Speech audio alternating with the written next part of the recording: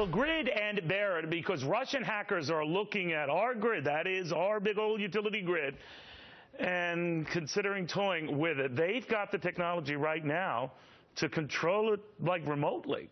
I'm kind of overstating it, but I'm not overstating how big a risk this could be to us. The Risk Control Strategy CEO, Paul Vallis, is right now joining us. What do you think? How big a deal is this? I think it's a real big deal, but unfortunately, I don't think that we really understand the gravity of it and just how simple this is for them to penetrate, our outer wall. Paul, and I mispronounced Violet, I apologize. Do you get a sense that they're doing this to sort of just rattle us and that they don't have this technology, or they do have this ability? Then, assuming they do, because I think they do, how would it work? What would they be able to do? The best way to look at this, Neil, is this is criminal penetration testing. It's the same type of business model that actually Al-Qaeda used prior to 9/11. What they're really trying to do right now is examine where we're vulnerable, and that's why they're taking these shots over the bow. I mean, relatively simple, straightforward. They can see where we're vulnerable, and then they're going to go from there. The solution to this is relatively simple, but unfortunately, we haven't gathered that yet and put that together from the public sector to the private sector. Well, how vulnerable do you think we are then?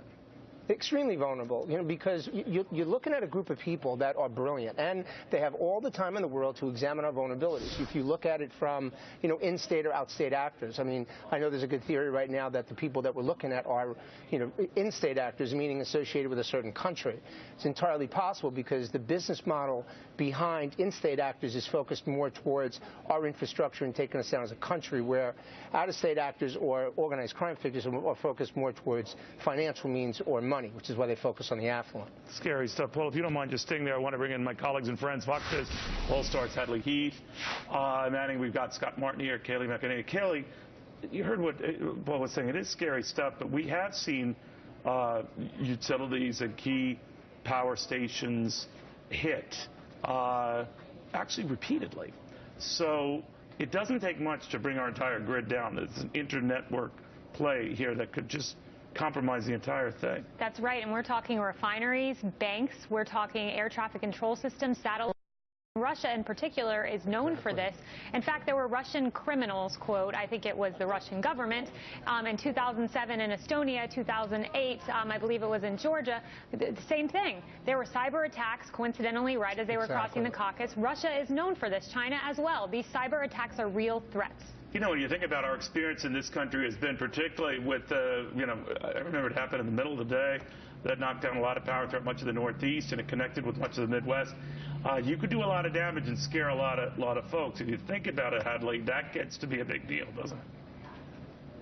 You're right, Neil. It's scary. It's something that I think we're all aware of, but uncomfortable with the reality that someone else could have control over our power grid. We take for granted, I think, in our everyday lives how wonderful it is to have easily accessible, affordable energy everywhere around us, but the production of that energy and its delivery to us is something that we need for everyday life in a lot of different ways. So to imagine that someone else could attack us in this way is very dissettling. Scott Martin, it's something like that, a huge disruption, to say nothing at trading on the floor of the New York Stock Exchange and elsewhere. I mean, that gets kind of scary when our very power structure is compromised. It does, Neil, and I think just like those trading issues that you brought up, they're hard to find the source of. And I think that's really the scary thing that's going on in today's world, Neil, versus, say, some of the other times past is, remember, we are blaming Russia here, and certainly China's in the crosshairs too, but these are kind of hackers without borders. I mean, there's a lot of ways that they route this technology to make it look like it's coming from somewhere where it's not. I mean, look at the China example, just a few weeks back, we talk about these China 5, right, these officials that we want to indict for stealing our trade secrets. Well, guess what? We haven't seen any heads roll on that. We've already tried to do that. We didn't have any luck. Now we're going to resume talks maybe in a couple weeks. Yeah, There's nobody paying for this. We haven't brought them over here, have we? Paul, how would this go down if it were, God forbid, to go down? Well, there's a number of different attack vectors, and I agree with the point that was just made, because we really don't know where it's coming from. It could be China, it could be North Korea, it could be Iran, it could be a number of different players, and pointing it in a different direction. How it will go down is once they understand where we're most vulnerable, that's where they're going to attack. And but that's when why you say when they attack, well, what do? Does one utility become compromised, or a feeder point become compromised, and that leads to another and another? Right. Basically, Neil, what I mean by compromise is take complete ownership over that particular vector. So they can actually get in and control it remotely, turn it on, turn it off. And you're not just talking about power grids. You could be talking about traffic lights. You could be talking about computers that are inside vehicles. So there's no end to what they could actually do with this.